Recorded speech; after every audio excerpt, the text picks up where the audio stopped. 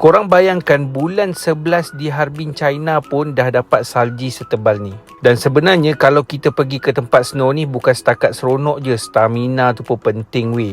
Sebab nak berjalan dalam salji yang tebal.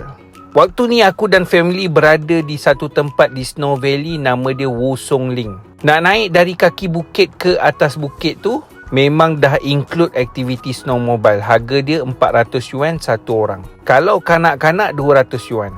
Ini first time lah aku bawa anak-anak datang ke sini.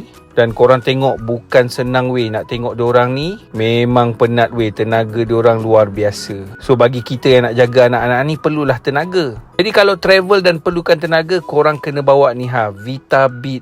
Yang mana boleh tambahkan tenaga korang, mudah disimpan dan sangat berkhasiat untuk diri kita. Dia bagus untuk sakit sendi, letih ataupun pergi ke tempat snow ni nak jaga anak-anak ni Jadi nak tambah tenaga korang kena ambil lah. Itulah sedikit cerita kami di Wusong Ling dekat Snow Valley ni.